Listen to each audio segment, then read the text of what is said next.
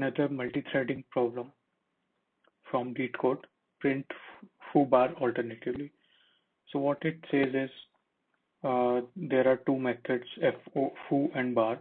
So what they will give us input like n equal to 1, n equal to 2. So what 1 or 2 means is that this, if n equal to 1, this n will be 1, and this loop will run one time, and this will also run one time. If n equal to 2, both these loop will run 2 times. And when they will run, this line will print foo and this line will print bar. So if there is no concurrency handling, so they may print something like FOO, then FOO, then bar, if n equal to 2, or they can print something like bar, then FOO, then FOO, or they can print something like FOO, bar, then FOO. So basically what it says is that whatever the value of n is, it should be printed in order. For example, FOO, then bar, then FOO, then bar, so on. If n equal to 3, then it should be like FOO bar, FOO bar, O bar. Okay. So this is a very simple problem. If you have covered the previous problem, this will look to you to be very simple. So I have copy pasted this in Eclipse. Okay, so basically what do we need to do here is so the moment, let's suppose FOO is here, the control of line is here. So basically this line number 25 should wait for line number 15 to run, and once it has run, then this line should wait for this to complete. So basically first this line should run and this will wait, then this will run and this will wait. So kind of oscillation. Okay, so we can solve this simply using 2 semaphores. So what we will do is we will create 2 semaphores with permit of 1, and what we will do is we will try to acquire semaphore here and here, and this will be 2 separate semaphore, and then release the semaphore in, I mean this will so if this is acquiring semaphore 1, then this will release semaphore 2, and this will do opposite. So because they both need to wait for each other. Okay, so let's do it.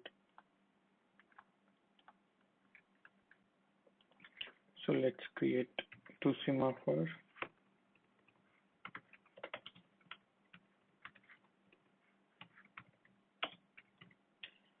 Semaphore.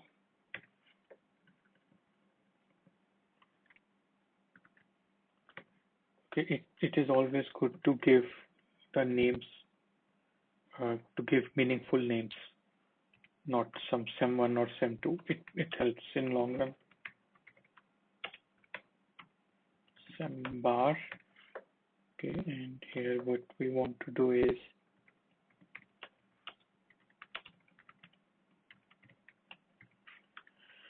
permit of 1.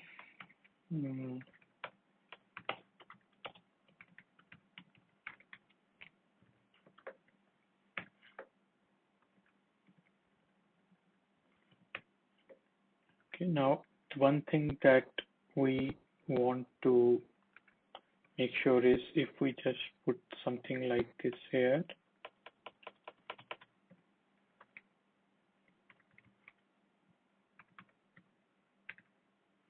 and we will do sem dot release, and here we will do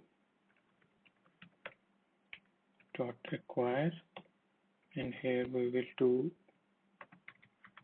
dot release. Okay, this will work, but this thing has a slight problem.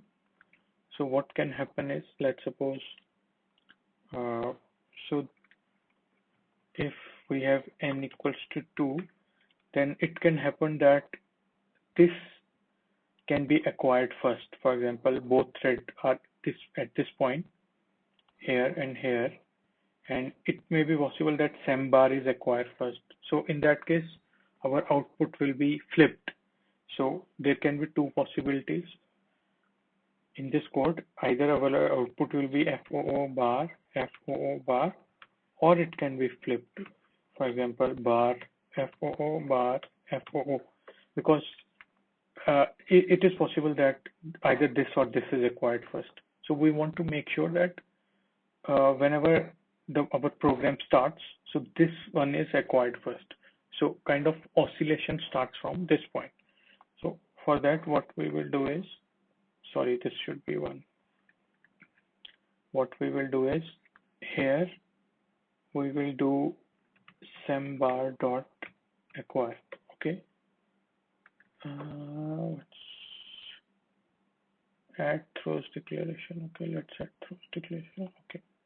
So why I have done is, I have already acquired sem bar. So if two threads are at this point, so this will be able to move forward because this one has permit, but this won't be able to move forward because this sem bar doesn't have permit because I have already acquired it. So once semaphore for foo is acquired and it is run, then only this one will release, and then the oscillation will start. Okay, so let's do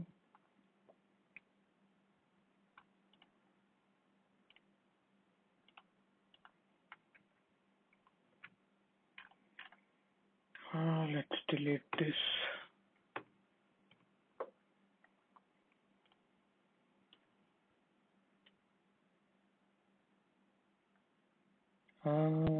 We have a compilation error. Count must be caught. Okay, so it says that this some compilation error. So let us fix it. Maybe that's how they have written in the background. So what we can do is, let's just surround this with try catch. Okay.